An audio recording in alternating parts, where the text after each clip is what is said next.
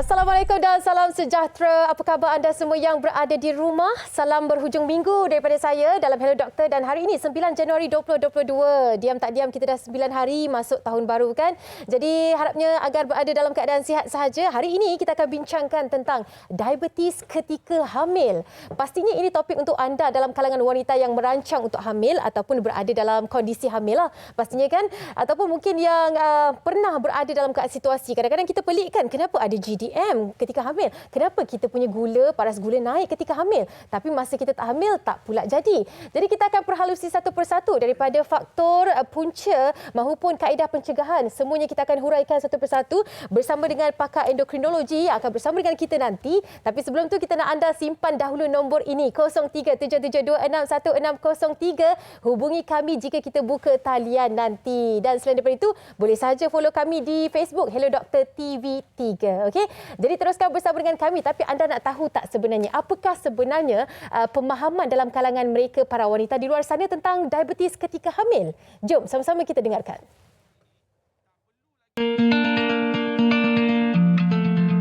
Apa yang saya faham, diabetes ketika hamil ini adalah disebabkan oleh paras gula yang berlebihan, boleh menyebabkan berat kandungan naik secara mendadak. Sebagai seorang individu yang pernah hamil sebelum ni, amatlah membimbangkan saya sebenarnya. Mengenai diabetes masa hamil ni berlaku apabila bacaan gula dalam darah ibu mengandung tu tinggi daripada yang sepatutnya. Mungkin disebabkan pengambilan gula yang terlalu banyak ataupun manisan yang terlalu banyak waktu mengandung. Boleh membawa kepada sukar nak bersalin normal. Bila si ibu ada diabetes, bayi kemungkinan boleh jadi besar. So ada setengah ibu maybe kena ambil insulin semasa mengandung. Bukan sahaja ditakat dia menjejaskan si ibu, tapi malah dia juga menjejaskan anak. So bagi ibu yang menjejaskannya adalah sepanjang pregnancy itu, dari segi treatment mungkin berbeza dan juga dari segi pemakanan mungkin berbeza. Saya rasa kita boleh mengawal penyakit diabetes itu semasa kehamilan dengan menjaga pemakanan yang sihat, and then jangan ambil benda yang manis dan caffeine semasa kehamilan lah. Ada yang kata mereka khawatir tak dapat bersalin normal lah. Itu antara apa yang mereka faham tentang diabetes ketika hamil. Terus sahaja kita perhalusi satu persatu berkaitan dengan apakah itu yang dikatakan diabetes ketika hamil, apakah perbezaannya. Pasti anda nak tahu kan? Saya perkenalkan tetamu istimewa kami di studio. Kita bersama dengan Dr. Chui Keng Chew, pakar endokrinologi, Hospital Pakar KPJ Ampang Puteri. Hello doktor. Hello. Selamat petang. Okey, selamat petang doktor. Terima kasih banyak-banyak bersama dengan kami. Dr. Chui, pastinya yang awal ini kita nak tahu terlebih dahulu bagaimana pemahaman kita tentang apakah itu diabetes. Dan mungkin terus saja boleh dibezakan diabetes ketika hamil ini bagaimana? Okey. So, sebagai pengenalan, diabetes ialah penyakit kencing manis, iaitu satu keadaan di mana paras gula dalam badan ini lebih tinggi daripada paras normal. Diabetes berlaku apabila organ pankreas, iaitu satu organ dalam badan yang menghasilkan hormon insulin, sama ada tak dapat menghasilkan hormon insulin yang mencukupi ataupun badan tidak dapat menggunakan insulin dengan berkesan, iaitu satu keadaan di mana dipanggil rintangan insulin. Okey. Jadi makanan yang kita makan akan bertukar kepada gula di dalam badan kita, dan insulin akan digunakan untuk membawa gula dalam saluran darah ke dalam sel dan tisu di mana ia akan digunakan untuk membekalkan tenaga. Okay. Apabila badan kekurangan insulin atau adanya rintangan terhadap fungsi insulin, maka gula tidak dapat dibawa ke dalam sel dan tisu dan paras gula dalam badan akan meningkat. Okay. Jadi organ dan tisu yang didedahkan kepada paras gula yang tinggi akan mengalami kerosakan, dan semakin lama organ-organ terdedah kepada paras gula yang tinggi, ini akan meninggikan risiko mendapat komplikasi daripada kencing manis. Termasuk komplikasi makrovaskular seperti risiko akan mendapat masalah kardiovaskular seperti serangan jantung ataupun angin asma, ataupun masalah seperti nefropati, neuropati ataupun retinopati juga. Okey. Itulah antara komplikasi-komplikasi lain yang boleh terjadi jika kita tidak kawal paras gula dalam badan kita.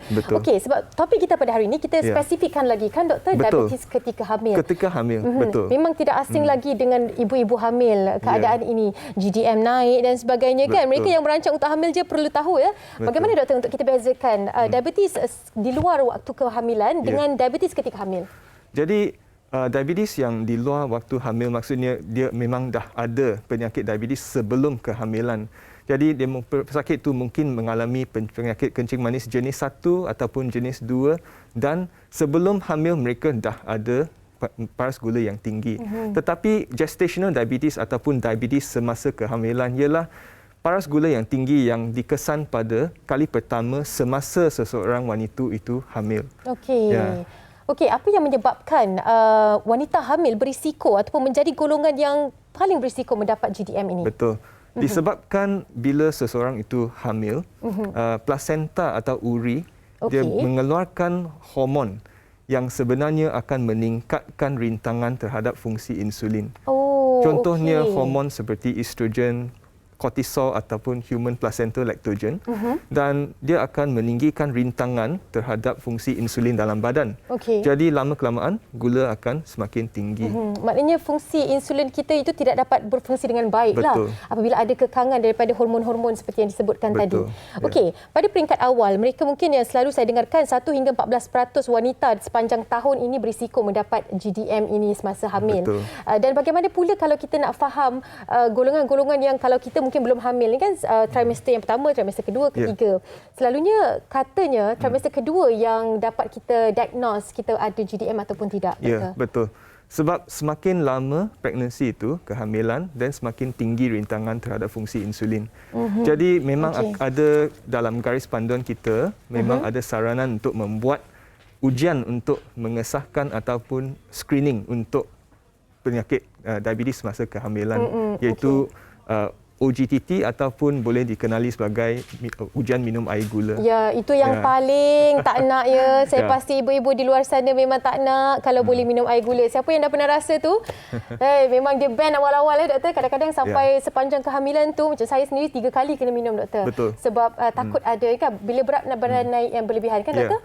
Jika seseorang ada faktor risiko yang tinggi, lebih tinggi untuk mendapat diabetes masa kehamilan, memang kita disarankan untuk melaksanakan ujian ini awal. Bila seseorang itu dah dapat tahu dia pregnant, dia boleh buat terus. Kalau dia negatif, boleh repeat lagi ataupun buat sekali lagi pada bulan ke-6 hingga ke-7 ataupun minggu ke-24, 24 sampai 28 kehamilan. Ya, itu dia waktu-waktu ataupun minggu kehamilan yang perlu anda beri perhatian bila nak minum air gula, bila nak buat check up dan sebagainya kan. Tapi saya pasti ini perjalanan yang akan dilalui oleh setiap ibu hamil. Cuma perlu berjaga-jaga. Kita akan timba ilmu lagi berkaitan dengan diabetes ketika hamil seketika nanti bersama dengan Dr. Choi. Kita rehat seketika.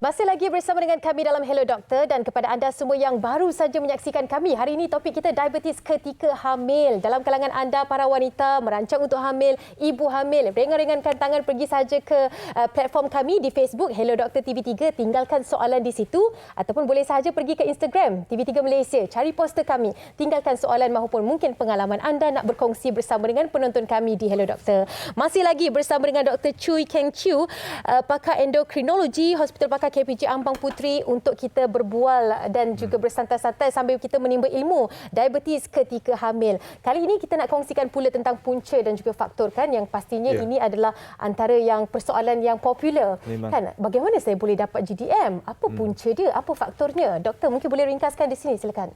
Jadi ada beberapa faktor yang akan meninggikan risiko seseorang mendapat GDM.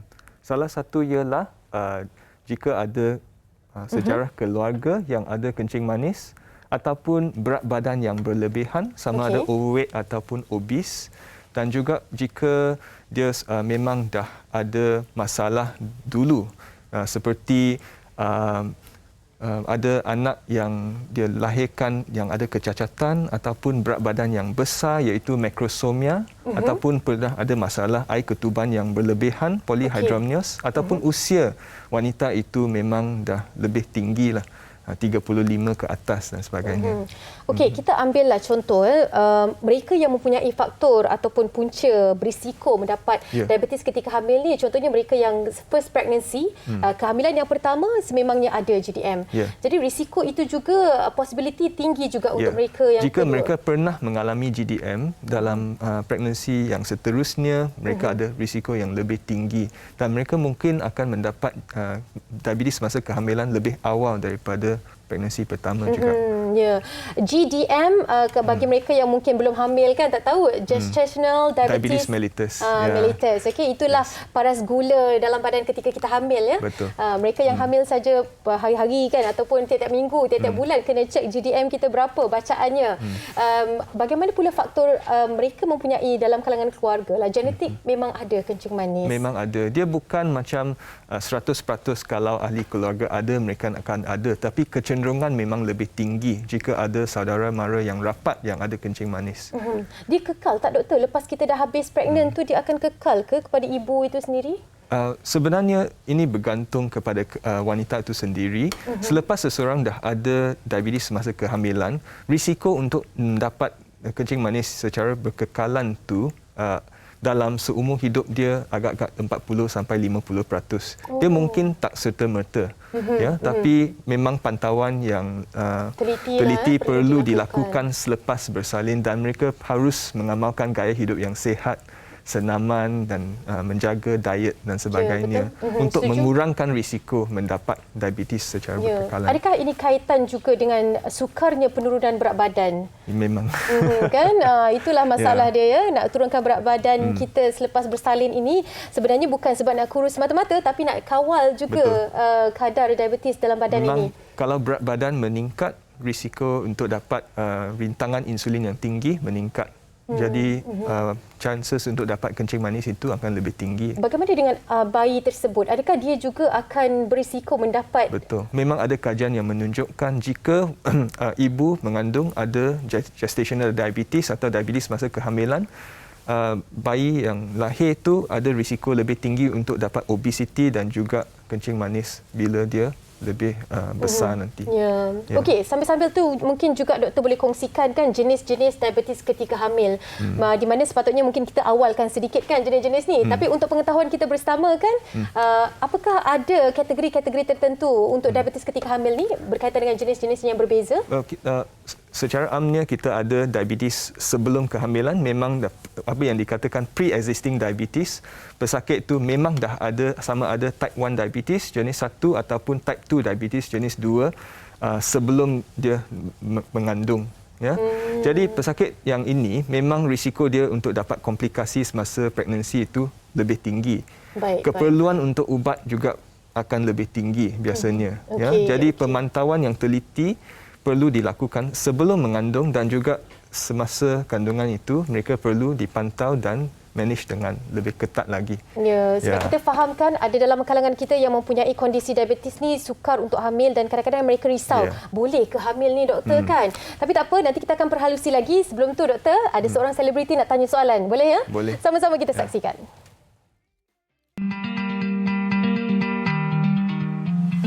Assalamualaikum, hai. Hello doktor, saya Ernie Zakri.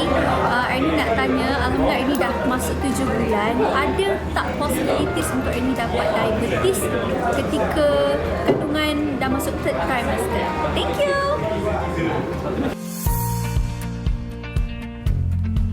Ya, itu dia Ernie Zakri dah masuk 7 bulan dah. Jadi pastinya ibu yang berada pada peringkat ini risaukan third trimester ataupun trimester ketiga mereka. Betul. Doktor. So actually setiap wanita yang umurnya lebih daripada 25 tahun walaupun tak mengandung, tak ada faktor risiko yang tinggi, mereka harus juga melaksanakan ujian air gula, minum air gula untuk mengesahkan sama ada diabetes semasa kehamilan atau tidak. Ya, ya. Semasa bulan ke-7. Sebab itulah sebenarnya kan ibu-ibu ni takut bila berat badan naik berlebihan. Memang. Sebab apa? Kalau naik yang tak sepatutnya sahaja, memang doktor akan suruh minum air gula kan. Okey, kita teruskan dengan baca soalan kita, raikan soalan bersama dengan rakan kita di Facebook. Ada soalan juga kabarnya. Ini dia M. Rosie Akli. Doktor, saya nak tanya, isteri saya hamil sebelum minum air gula 4.2, tapi selepas minum air gula tiba-tiba naik sampai 8.0. Kenapa boleh jadi macam tu? Jadi kalau ini memang dah mencecah yang level yang kita akan dapat diagnosis untuk diabetes semasa kehamilan. Jika 2 jam selepas minum air gula dia mencecah 7.8, dia memang dah sahkan dia lah diabetes masa kehamilan, iaitu gestational diabetes. Jadi memang akan memerlukan rawatan lah. Ya, at least memang perlu buat pemantauan yang teliti dan juga mengawal diet dan juga buat senaman yang seharusnya. Ya, ya. Dan jika diperlukan, mungkin ubat akan diperlukan juga. Kenapa dia jadi? Biasanya disebabkan oleh yang saya dah sebutkan, bila seseorang itu hamil tu, pregnancy placenta akan mengeluarkan hormon yang actually akan meninggikan rintangan terhadap fungsi insulin. Jadi bila seseorang itu makan ataupun mengambil gula, dia tak dapat kontrol lah. Gula itu tak dapat turun dengan cepat selepas itu. Okey, sebab kalau masa kita hamil, dia ada satu keinginan nak makan manis, nak makan banyak kan. Kita selalu fikir 2 orang makan, tapi sebenarnya itu yang dinasihatkan doktor, jangan fikir macam itu sebab awak kena tahu berapa intake awak kena makan. Macam mana nasihat doktor untuk para ibu yang melalui situasi ini? Kita harus selalu ingat makanan itu perlu seimbang dan juga pilihan makanan yang penting. Kurangkan makanan yang bergula, yang ada gula ringkas. Makanan seimbang. Jadi bagus untuk mengambil lebih banyak sayur-sayuran, buah-buahan, ya, sayur-sayuran yang tak berkanji, dan ambil makanan yang seimbang. Ya, makanan yang seimbang ya. Ibu-ibu, saya tahu memang sangat sukar untuk kita mengawal perasaan nak makan manis tu, tapi risaukan kandungan kan. Nanti kita akan cerita tentang apakah komplikasi yang boleh terjadi pada diri ibu dan juga kandungan. Tapi sebelum tu kita nak raikan satu lagi soalan dari rakan kita di Facebook. Jom sama-sama kita saksikan. Nurul Hayati Ramli, dilema mak-mak. 5 kali mengandung, 3 kali dikesan GDM. Sampai satu tahap, dilema nak makan apa tak tahu. Adakah kedudukan bayi dalam kandungan juga antara faktor penyebab dikesan GDM? Adakah kedudukan bayi dalam kandungan juga antara faktor? Bagi saya bukan. The position dia bukan salah satu faktor yang menyebabkan GDM. Sebab kadang-kadang mereka risaukan keadaan bayi songsang ke kan, itu tak ada kena-mengena dengan paras gula. Tetapi jika saiz bayi yang besar dalam kandungan sebelum ini ataupun makrosomia, memang ada risiko lebih tinggi untuk ada GDM ataupun ada kecacatan tertentu lah ya dalam baby ataupun kematian bayi semasa dalam kandungan, stillbirth, sudden death dan sebagainya. Okey, itu dia sedikit penerangan daripada soalan Puan Nurul Hayati tadi. Tahniah 5 kali mengandung. Alhamdulillah. Kita nak raikan lagi ramai soalan-soalan dan juga pandangan anda. Jangan lupa untuk titipkan di Facebook kami. Tapi kita nak rehat seketika, kembali selepas ini hanya di Hello Doktor.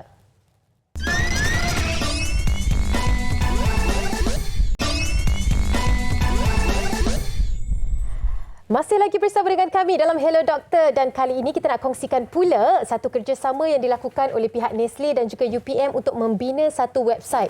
Website apa? Website ini adalah untuk anda diagnose sendiri ataupun anda menilai sendiri kesihatan anda dalam 10 tahun akan datang. Adakah anda dalam kategori yang mempunyai risiko untuk ada pradiabetes? Jadi kita terus sahaja bersama dengan tetamu istimewa kami yang sempat kita bawakan di studio, Profesor Madya Dr. Barakatun Nisa Muhammad Yusof, Timbalan Dekan Akademik Sains dan Akademik Sains Kesihatan dan Dietitian Fakulti Perubatan dan Sains Kesihatan UPM. Assalamualaikum Doktor. Waalaikumsalam Hanim. Ya, Dr. Nisa yang lebih untuk senang kita kenali dengan Dr. Nisa.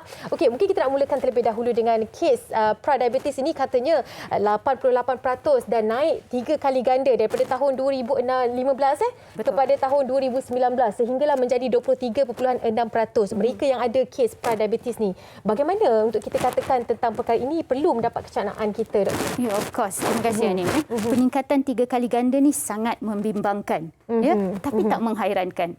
Kerana antara punca utama kepada kenaikan kes risiko mendapat pradiabetes ini adalah berat badan yang berlebihan. Ya, terutama di Malaysia, 1 dalam 2 rakyat Malaysia mengalami isu berlebihan berat badan. Dan sekiranya pradiabetes ini kita tidak kawal, dia boleh mendapat diabetes jenis 2 macam yang kita nyatakan tadi. Ya, dan diabetes jenis 2 ini malangnya tidak boleh dirawat, tidak boleh dicegah. Ya, dia hanya boleh dikawal sahaja. Tetapi pradiabetes adalah potensi. Kerana apabila kita ada risiko mendapat pradiabetes, dia boleh pulihkan dan lantas mencegah mendapat kejadian diabetes. Mengurangkan lagi risikonya kan? Ya, betul. Itu dia, sebab tu kita perlu fahami bersama mengapa pradiabetes ini adalah satu yang perlu didiagnos lebih awal. Dan sambil-sambil anda menyaksikan kami, boleh sahaja pergi ke www.nutrientdiabetes.my sebab nanti kita nak cerita tentang apakah portal ini ataupun website ini boleh beri manfaat kepada kita bersama untuk kita tahu kondisi kesihatan kita dalam 10 tahun akan datang. Siapa tahu kan? Betul. Kalau walaupun sekarang ini kita tak pernah ada diabetes, tapi pradiabetes ini sangat membantu untuk mengurangkan lagi risiko. Okey, kita bercerita pula tentang perubahan gaya hidup kita yang perlu kita amalkan. Pemakanan, dari sudut senaman kita dan sebagainya sangat-sangat penting. Mungkin doktor nak kongsikan. So dalam konteks pradiabetes ini, ya, faktor utama untuk kita ambil tindakan adalah pengurusan gaya hidup. Kerana kajian telah menunjukkan bahawa apabila kita mengurus gaya hidup ke arah yang lebih sihat, ia dapat mengurangkan risiko diabetes.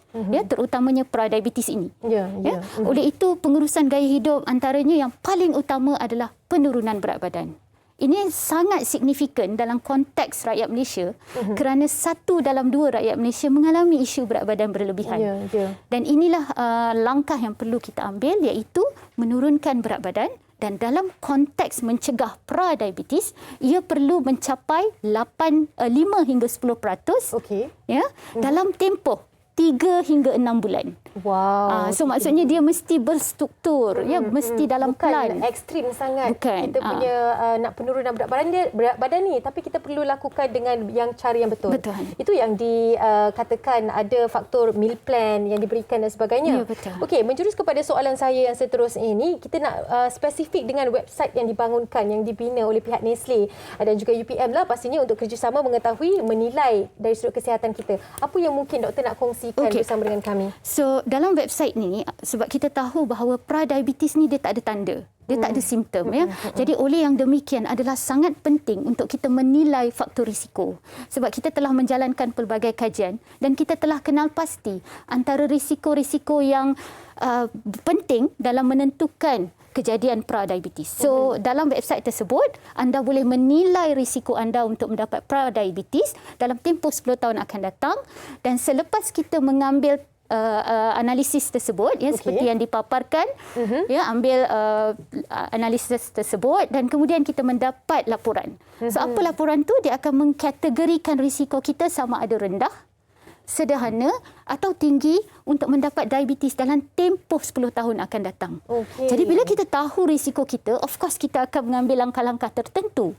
Dan di sini kerjasama ini di mana kita membangunkan pelan pemakanan yang berstruktur, yang sesuai dengan risiko serta berat badan. Ya. Sebab kita punya aim adalah untuk menurunkan berat badan supaya banyak lagi komplikasi-komplikasi kesihatan dapat dikurangkan risikonya kan, termasuklah meal plan yang disarankan kepada anda semua. Bila sebenarnya doktor kita ni perlu berada pada tahap cakna untuk pergi mendapatkan nasihat daripada doktor?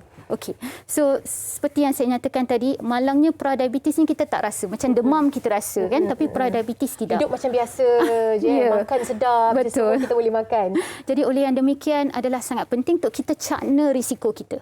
So setelah kita mengetahui risiko, bagi mereka yang mempunyai risiko sederhana dan especially yang tinggi, perlulah datang dan berjumpa dengan doktor untuk menjalankan ujian-ujian lain. Ya, sebab ini adalah self-assessment. Macam kita buat self-test COVID tu, hanyalah self-assessment. Ya? So kemudian kita kena nilai dan menjalankan ujian-ujian lain lah. Terutama ujian darah ataupun mungkin kena minum air gula lagi, ya. Ya kan. Okey doktor, yang terakhirnya apakah saranan doktor kepada masyarakat di luar sana mengetahui bahawa kita mempunyai 1 dalam 2 mereka yang mempunyai obes ataupun lebihan berat badan, nasihat doktor amat berguna kepada mereka di luar sana. Silakan. Alright. So yang pertama adalah faham risiko. Bila kita faham risiko, ambil tindakan. Ya, dan dalam untuk kita mengurangkan atau mencegah risiko pradiabetes, yang pertama adalah menurunkan berat badan, pemakanan yang sihat dan bersenam. Namun semua ini perlu dilakukan secara sistematik dengan dos yang betul. Ya kan? Ekstrim sangat pun tak boleh, tak buat pun tak boleh, ya, betul, kan? Tuan. Perlulah ada guidance yang betul. Terima kasih banyak-banyak kita ucapkan kepada Profesor Madya Dr. Barakatun Nisa Muhammad Yusof, Timbalan Dekan Akademik Sains Kesihatan dan Dietitian Fakulti Perubatan dan Sains Kesihatan UPM. Berkongsi dengan kita yang mungkin anda boleh juga turut di luar sana, www.nutrientdiabetes.my. Baik, kita sambung perbincangan kita tentang diabetes ketika hamil. Tapi sebelum tu, nak juga kongsikan kepada anda, jangan ke mana-mana sebab kita ada Raja Farah untuk berkongsi. Sekarang ni sedang hamil, nak tahu berapa bulan, rindukan Raja Farah, akan bersama dengan kita seketika nanti. Tapi sebelum tu, saksikan terlebih dahulu laporan khas pengalaman pesakit berkaitan dengan diabetes ketika hamil. Jom sama-sama kita saksikan.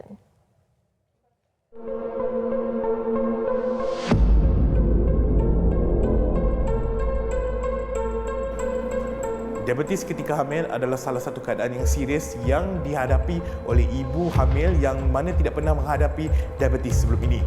Tetapi dengan kadar gula dalam darah yang lebih tinggi, mereka didiagnos diabetes berbanding dengan wanita hamil yang normal. Jadi hari ini kita akan bertemu dengan salah seorang individu yang menghidapi diabetes ketika hamil.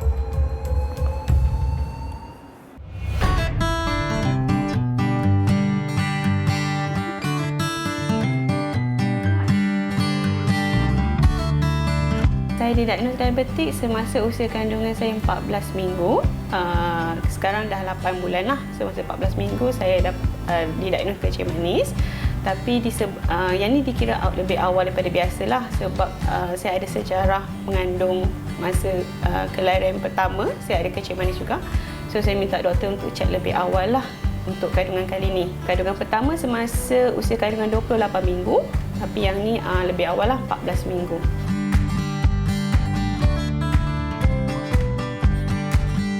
Actually, daripada yang kandungan pertama dan kedua, saya tak ada apa-apa simptom kencing manis tu sendirilah.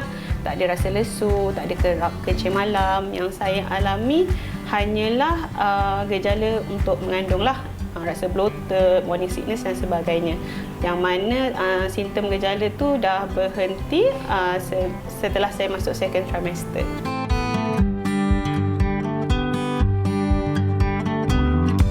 Bila saya dah suspek yang saya ada kencing manis, saya jaga pemakanan saya. Since saya dietitian, easier lah untuk saya jaga. Saya kontrol pengambilan karbohidrat, lebihkan sayur-sayuran dan sebagainya. Yang kedua, saya kerap follow up dengan endocrine dan juga ONG lah untuk monitor gula saya. Saya jumpa mereka hampir setiap 3 ke 4 minggu. Dan yang seterusnya, apa yang doktor dah bagi, ubat yang doktor sarankan, insulin yang doktor sarankan, saya ambil seperti yang telah diberilah.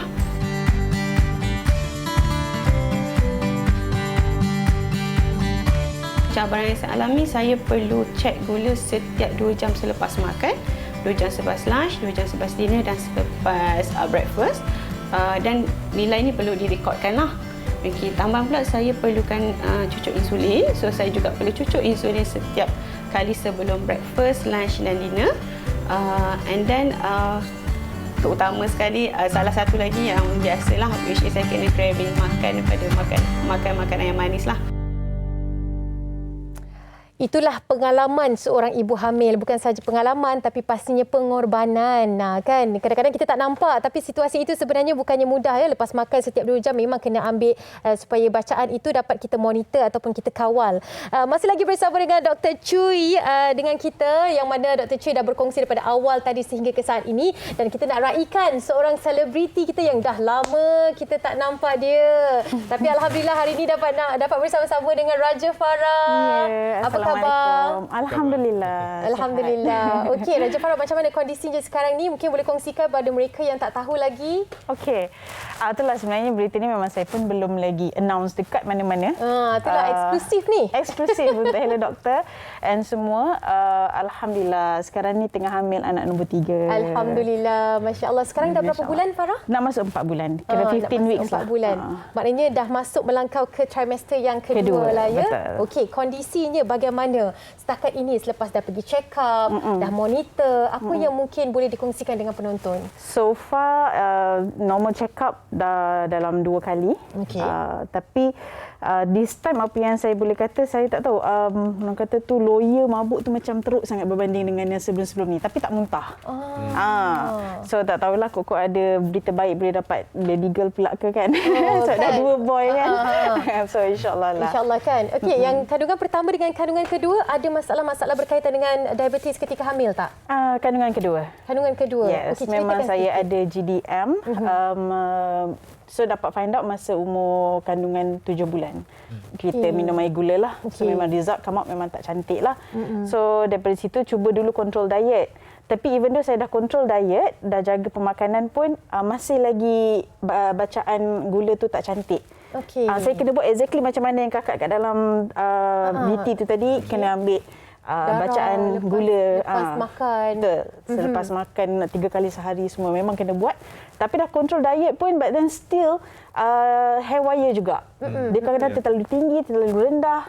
Dah tak tahu dah saya nak makan apa. And also doktor ada tanya jugalah whether you ada tak kata apa stress dekat rumah ke apa. I'm not sure whether benda tu contribute atau tidak lah. Tetapi biasanya kalau kita ada GDM, kita punya amniotic fluid ataupun air ketuban kita doktor, katanya akan banyak. Jadi macam kadar yang banyak. Tapi saya ni borderline.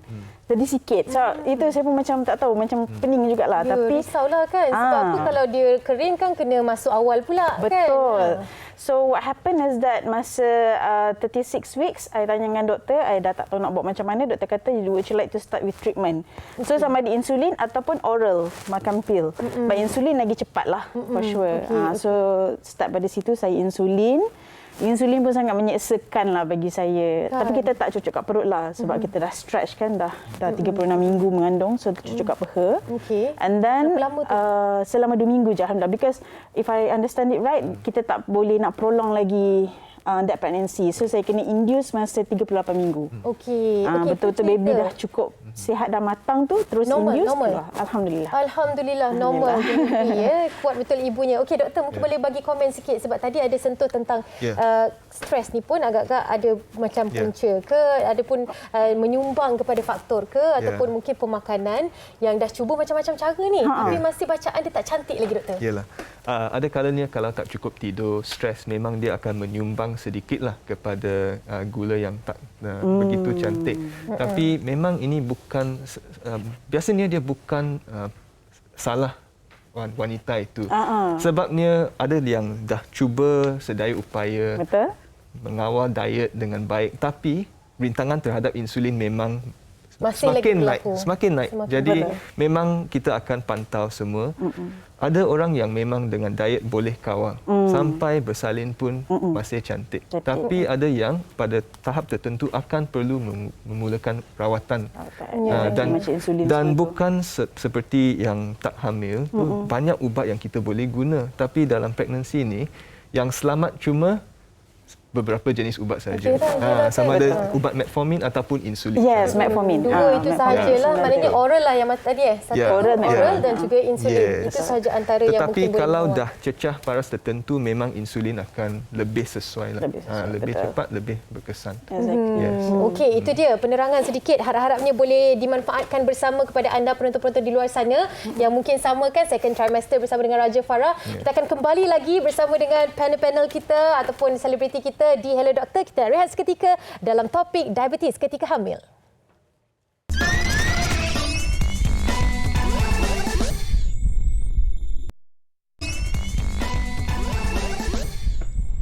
Terima kasih kerana masih lagi bersama dengan kami dalam Hello Doktor untuk topik diabetes ketika hamil, dan juga terima kasih kepada anda yang memberikan respon baik di platform media sosial kami. Kita bersambung dengan Dr. Cui dan juga Raja Farah di sini. Kalau tadi dah berkongsi dengan kondisi kehamilan kan, bagaimana dengan anak kedua itu yang ada kondisi GDM dan sebagainya. Kita nak pula perhalusi doktor, apakah cara yang terbaik untuk kita mengawal paras gula ini doktor ketika hamil? Jadi beberapa cara ialah salah satu dengan mengawal pemakanan. Diet sangat penting. Jadi saya akan advise lah untuk jumpa pakar dietetik atau pakar pemakanan untuk mendalami apa jenis makanan yang harus diambil, apa yang harus dikurangkan, makanan yang seimbang. Satu lagi ialah senaman yang sesuai untuk wanita semasa kehamilan itu. Ya, of course kalau memang tak fit langsung, jangan terus pergi buat sesuatu yang sangat mungkin boleh mula dengan extreme. brisk walk dulu. Memang start slowly dan build up lah, gradually lah, sikit-sikit lah. Dan juga yang penting ialah untuk memantau paras gula secara berterusan juga. Okey, macam doktor ada buku dia juga kan yang boleh kita tunjukkan di sini. Ini merupakan buku catatan, diary catatan. Ada beberapa jenis lah, tapi biasanya saya akan bagi kepada pesakit saya supaya mereka boleh membuat catatan, mereka boleh tulis tarikh, mereka boleh cek gula dan tulis bacaan di sini, dan mereka boleh juga tulis macam apa yang mereka makan. Ya, supaya ada satu rekod lah. Ya. Kena buat. Ya, kena buat supaya senang untuk kita monitor dan tengok apa yang akan menyebabkan gula naik. Apa yang makanan yang lebih sesuai kita akan tahulah. Okey, jom kita sama-sama tunjukkan kepada penonton sekali lagi. Ini dia paras gula peribadi, buku dia, buku catatan. Anda boleh buat nota sendiri macam Farah buat nota sendiri kan? Dan handphone pun buat juga. Okey, ini kolom yang perlu ada. Sedikitlah saya kongsikan tarikhnya, sarapan pagi, sarapan sebelum sarapan pagi, apa dia bacaannya, 2 jam selepas sarapan pagi, apakah bacaannya. Jadi semua ni macam dah diary kita lah kan? Sampai ke catatan ni boleh cerita juga apa yang kita makan hari ni. Macam tu. Sekarang kita ada smartphone, ada apps pun semuanya ada yang boleh, kan? Boleh catat dalam smartphone. Okey, mungkin Raja Farah pun nak kongsikan kita. Apakah pemakanan yang nampaknya memberi kesan baik apabila berada pada situasi ada GDM itu yang mungkin boleh dikongsikan bersama? Kalau macam saya sendiri, like I said, before saya buat apa-apa pun, saya hanya makan sekeping roti saja pun tetap gula tinggi juga. So, to be honest, if you ask me, saya sampai dah tak tahu apa lagi yang patut saya makan. Ya Allah. Buah-buahan pun saya risau. Tapi yang pasti yang penting jangan makan buah-buahan yang macam orang kata tu tembikai. Yang itu for sure air dia tu memang orang kata manis, itu memang manis yang tinggi lah. Yang kurang bersesuaian dengan kita yang pregnant yang ada GDM. Tapi kalau tak ada GDM, insyaAllah should be okay. Because masa first pregnancy saya banyak makan tembikai, tak tahu kita craving for it, tapi alhamdulillah tak ada masalah GDM pun. Dan apa nama ni, makanan-makanan yang macam sebagai contohnya karbo ataupun air manis. Air manis tu kena elakkan. Memang elaklah. Teh susu. Tahan je lah craving pun. Okey doktor, bagaimana dengan pemakanan ataupun jenis-jenis makanan yang perlu kita hindari untuk mengelakkan risiko ini? Air manis memang perlu hentikan. It's a no-no lah. Memang. Sabarlah ya ibu-ibu mengandung. So kena tekankan kepada makanan yang glycemic index rendah, seperti yang Farah bagi tahu kan, yang tembikai itu glycemic index lebih tinggi. Tapi ada juga buah-buahan yang glycemic index rendah seperti guava ataupun apple hijau yang kurang menyebabkan gula naik dengan mendadak. Selain itu, makanan yang berserat tinggi pun penting, ya, dan elakkan makanan seperti makanan yang diproses, makanan segera, makanan yang ada banyak kandungan garam dan gula. Itu yang sedap tu. Itulah yang sedap. Itu masalah dia, Farah. Okey, dan juga mungkin pengganti nasi tu kalau mereka makan brown rice boleh ke? Brown rice is better. Brown rice is better lah kan. Dia tak adalah kata macam anak kita tak dapat nutrisi yang secukupnya. Brown rice pun sebenarnya bagus untuk menggantikan. Kalau boleh ikutlah yang suku-suku separuh kan, yang pakar dietetik selalu tekankan, separuh ialah makanan macam sayur-sayuran yang tak berkanji dan buah-buahan, suku untuk protein dan suku untuk karbohidrat. Okey, sama-sama kita saksikan soalan kita daripada rakan kita dari Facebook. Jom kita nak minta sedikit penjelasan daripada Dr. Choi Haridawati Rashid. Doktor, mengapakah sesetengah ibu hamil yang mempunyai GDM disaran untuk mengambil insulin sepanjang waktu kehamilannya? Ada setengah ibu hamil pula hanya perlu mengawal diet sahaja. Terima kasih banyak-banyak. Silakan doktor. Terima kasih untuk soalan itu. Sebenarnya kita harus menilai setiap orang pesakit secara individu. Ada pesakit yang dengan diet pun dia boleh mengawal paras gula dengan cantik sepanjang kehamilan sampai bersalin. Tapi ada orang yang walaupun kita dah cuba sedaya upaya, dah buat semua yang sepatutnya dari segi kepemakanan dan senaman, masih gula tak dapat kontrol dengan elok. Itu bukan salah dia. Memang dia dah cuba sedaya upaya. Kita harus menilai apa rawatan yang paling baik untuk seseorang itu. secara individu. Okey. Kalau insulin boleh membantu dia, kita akan bagi insulin dan kita akan mengawal paras insulin yang mencukupi, yang sesuai untuk mengawal pada tahap yang tertentu. Kita memang ada sasaran yang harus dicapai untuk bacaan gula ini. Sebagai contoh, sebelum sajian atau sebelum makan, kita harus dapat bacaan yang kurang daripada 5.3 dan 2 jam selepas makan kurang daripada 6.7. Saya rasa Farah pun dulu macam tu. Bacaan tu sebenarnya berbeza sikit untuk orang yang mengandung. Kita tak boleh samakan. Tak boleh yang macam standard tu tak boleh. Dia lebih ketat lagi untuk orang yang mengandung. Kalau orang yang tak mengandung, kita tak begitu strict lah. Dia longgar sikit, tapi untuk mengandung memang perlu sangat teliti, memang perlu sangat ketat kawalan dia untuk mengurangkan risiko yang mungkin menjadilah kalau tak dikawal dengan elok. Okey, selepas ini kita nak sentuh sedikit apa peralatan yang ada depan ni kan. Tapi sebelum tu Raja Farah, macam untuk pregnancy kali ini, apa yang dilakukan untuk mengawal? Mungkin kita tak naklah kan situasi itu berlaku lagi kan. Ada tak cara-cara atau tindakan awal yang diambil oleh Raja Farah sendiri? Of course, memang ada, because saya dah agak orang kata serik sebenarnya. Tetapi saya tahu perkara tu atau situasi itu adalah benda yang tak boleh nak dielakkan. Kalau dia nak berlaku, dia akan berlaku juga. Betul. No matter how you control your diet dan sebagainya. So, saya kurangkan nasi. Okey, ini kalau kita sentuh pada sudut diet lah. Kurangkan nasi, kurangkan air yang manis, and of course banyakkan buah-buahan. Alhamdulillah, pregnancy kali ni saya suka sangat makan buah. Sangat suka. So macam buah tu macam lagi kenyang rasanya daripada makan nasi. Nasi saya akan sentuh like 2-3 suap je dah macam. Dah okey dah. Tapi mungkin juga kerana masih lagi di peringkat-peringkat mabuk-mabuk lagi, tengah nausea lagi kan. Masih baru nak masuk 4 bulan kan. So mungkinlah itu menjadi punca kenapa kita rasa selera sangat dengan nasi. Saya tak tahu kejap lagi kalau dah datang.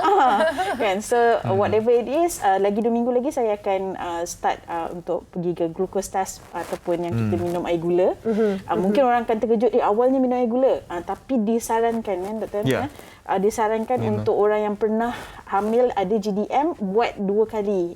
Untuk the next pregnancy tu kena minum air gula tu 2 kali. So insya-Allah lah doakan saya. Insya-Allah kita doakan dia terbaik. Itu dia pemakanan yang dikongsikan bersama dengan anda semua. Okey, kita nak raikan satu lagi soalan dari Facebook. Ini dia, ramai di antara anda semua yang memberi respon. Terima kasih banyak-banyak. Hari ini meriah kita punya Facebook. Nur Nabila Suhaimi, doktor, saya nak tanya, masa saya pregnant, saya GDM dan ambil ubat metformin. Bacaan gula cantik pada waktu tengah hari, petang dan malam, tetapi tak pada waktu pagi puasa. Apakah faktor yang menyebabkan bacaan tinggi pada waktu pagi? Itu dia. So ada pesakit yang dia gula tinggi pada waktu pagi, ada yang lebih tinggi pada waktu petang. Ini bergantung kepada, ada kalanya ada hormon-hormon lain yang sometimes dia akan lebih tinggi pada waktu pagi, seperti for example kortisol semua ini. Pada hari yang biasa pun dia akan lebih tinggi pada waktu pagi supaya kita ada lebih tenaga untuk menjalankan aktiviti harian. Tapi dia tak begitu normal ataupun tak begitu regulated dalam pesakit yang ada kecenderungan untuk ada kencing manis. Jadi dia terlampau tinggi. Juga ada orang yang tanya, kenapa saya puasa tak makan langsung pun gula boleh tinggi? Betul. Saya disebabkan kita punya hati kan, liver kita memang ada produce glukos, ada menjanakan glukos sepanjang hari. Walaupun kita tak makan pun dia ada proses gluconeogenesis, dia keluarkan gula. So sometimes ini tak begitu normal dia punya regulation lah dalam orang yang ada kecenderungan untuk ada kencing manis. Jadi dia tinggi daripada normal. Jadi untuk pesakit yang ada masalah gula tinggi pada waktu pagi, kalau dia dah mencecah tahap yang sasaran kita, mungkin dia akan perlukan rawatan seperti insulin pada waktu malam untuk mengurangkan gula pada waktu pagi. Itu di antara kaedah atau perawatan yang boleh anda lakukan sekarang ini. Tapi apa-apa pun mungkin perlu rujuk semula memang kondisi. Perlu rujuk kepada doktor yang menjaga. Doktor yang merawat anda. Kondisi sebenar-benarnya, apa rawatan yang terbaik. Betul. Okey, kita ada seorang pemanggil. Di hujung-hujung siaran ni ada pula pemanggil ya. Jom sama-sama kita dengarkan. Assalamualaikum. Siapa di talian? Hello. Ya, hello. Hello, doktor di sini. Saya Nur Fazlina. Ya, silakan Nur Fazlina. Nak tanya doktor. Saya nak tanya, saya baru lepas bersalin, saya ada GDM. Masa mengandung tu saya ada GDM, masa 7 minggu tu dah disahkan. Saya nak tanya, kalau kata ada GDM ni memang kena bersalin awal ke? Kalau baby tu tak sampai 2.5 kg pun? Okey. Terima kasih banyak-banyak Terima Puan kasih soalan Fazlina. Ya. Okey, terima kasih. Assalamualaikum. Ya, Waalaikumsalam. Doktor, silakan doktor. So untuk masa yang paling sesuai untuk bersalin itu memang bergantung kepada penilaian yang lengkap lah dari segi doktor sakit puan dengan bantuan semua alat lah, ultrasound dan juga ujian darah semua yang diperlukan untuk buat keputusan apakah masa yang paling sesuai dan selamat untuk bersalin lah sebenarnya. Ini untuk memastikan bahawa keadaan yang paling selamat dan sesuai bagi kedua-dua ibu dan anak. So memang bergantung kepada kondisi tertentu lah. Tapi itu bergantung kepada penilaian individu. Ya, betul kan. Pastinya penilaian individu itu sangat-sangat penting untuk mengetahui. Macam Raja Farah 38 minggu Betul. 38 minggu normal delivery, alhamdulillah. Tapi situasi tidak sama dengan setiap ibu, pastinya berbeza kan. Sebab kandungan macam amniotic fluid ataupun air ketuban dan juga dengan dia punya profil, biophysical profile semua ni tak posisi sama. Dan sebagainya posisi kan. semua, ya. Okey doktor, saya nampak ada beberapa alatan dan katanya ada alatan yang tak perlu cocok pun kita boleh cek kadar gula kita. Jom sama-sama kita tunjukkan. Yang cocok ni biasalah ya. Kebiasaannya ialah yang cucuk lah dan kita ada meter untuk letak strip untuk periksa kandungan gula dalam badan lah. So kita akan guna alat cucuk ini, dapatkan setitis darah dan masukkan kepada strip dan dapat bacaan dia. Okey, ini cara yang biasanya kita buatlah. Tetapi ada juga cara yang sekarang kita ada yang dipanggil flash continuous glucose monitoring. Jadi alat ni kalau kita dah pasang kepada tangan kita, kita cuma nak scan dah dapat bacaan dia. Maknanya ada yang kita kena pasang. Yes, kena pasang. Betul. Farah mungkin boleh nak try kalau dapatkan ni. Sekarang ini adalah antara yang the latest teknologi lah. Doktor mungkin boleh tunjukkan sekali lagi bagaimana doktor cek tadi? Memang dah beberapa tahun lah dah ada di negara lain. Di Malaysia dah setahun lebih dah ada. Di UK dia memang approve untuk pregnancy. Di sini dia belum lagi dapat kepastian untuk approval dan pregnancy, tapi memang boleh digunakan juga. Okey, macam mana tadi? So you just need to scan. tunggu Kalau ada sensor, then you can get the result. You can get the result lah. Kat situ je dia pasang ada alatan yang dipasang di sini dan lepas tu dia scan kan. Jadi dapat jadi kita tak bacaan dia. Cucuk. Kan, tak payah nak cucuk-cucuk kan. Tapi dia ada dia ada kelebihan dia, tapi dia ada dia punya accurate dia? Accurate juga, tapi if you need to confirm the reading, better to do the normal conventional way. Yes. Okey, itu dia perkongsian kepada anda semua yang mungkin ada pilihan lain selain daripada anda menggunakan yang cocok ni kan selalu. Okey, kita sebenarnya banyak benda yang kita nak bincangkan, tapi doktor dah sampai di hujung-hujung rancangan ni. Raja Farah terlebih dahulu mungkin nak sampaikan apakah yang nasihat para ibu hamil di luar sana melihat kepada kondisi ibu kepada anak yang ketiga, insya-Allah, amin. Kan semoga dipermudahkan. Silakan Raja Farah. Okey, alhamdulillah. So saya tak tahu jika anda juga seperti saya yang mungkin pernah hamil, ada GDM dan sekarang dah tengah hamil lagi sekali. Whatever it is, just think positive. Always sentiasa positif sebab orang kata kita jangan terlalu stres. Sebab stres juga boleh menyebabkan kita punya kadar gula tu tinggi. Itu orang kata kepenatan mungkin sebab macam saya kan jaga 2 orang anak yang dah ada tu. Kan? So benda tu pun memenatkan dan mungkin juga stressful tanpa kita sedari. So kena ada some me time juga, boleh bincang dengan husband untuk biar ada me time yang macam kita pergi facial ke apa ke, jumpa kawan ke, just to relax. Benda macam tu. Dan selain daripada tu, of course, jaga diet. Sebab benda ni dah sangat common sekarang, GDM ketika orang kata hamil ni. Bukan lagi sesuatu benda yang baru. Dan kalau boleh, dapat orang kata apa tu, cek ataupun pastikan condition diagnose tu secepat yang mungkin. Baik. Terima kasih banyak-banyak Raja Farah, harapnya bermanfaat untuk anda semua. Doktor, secara ringkasnya untuk mereka di luar sana, apakah yang nasihat ataupun saranan doktor? Silakan. Bagi pesakit yang pernah ada GDM ni, walaupun dah bersalin tu, risiko memang ada untuk ada kencing manis pada kemudian hari. Jangan lupa untuk membuat saringan yang diperlukan. Biasanya selepas bersalin kita akan sarankan untuk buat ujian minum air gula pada agak-agak 6 minggu selepas bersalin. Dan walaupun normal pun, setiap tahun sekali pun patut ada pantauan itu supaya dia. dapat mengesan dengan awal. Saya sendiri rasa macam dikonsultasi daripada doktor. Dr. Chui, terima kasih banyak-banyak. Terima kasih. Ini dia bersama dengan kita Dr. Chui Keng Chew, pakar endokrinologi Hospital Pakar KPJ Ampang Puteri. Boleh pergi Hospital Ampang Puteri dan cari Dr. Chui. Raja Farah, terima kasih banyak-banyak bersama dengan kami. Maaflah kita mengganggu pada tahap-tahap tengah mabuk-mabuk sikit ni kan. Kita doakan yang terbaik. Tapi dapat ke studio ni maknanya ibu tu kuat dapat mengawal keadaan itu. Terima kasih banyak-banyak kepada anda semua. Jangan lupa janji kita di minggu hadapan waktu yang sama untuk topik yang berbeza. Saya Ani Mizati. Assalamualaikum dan bye-bye.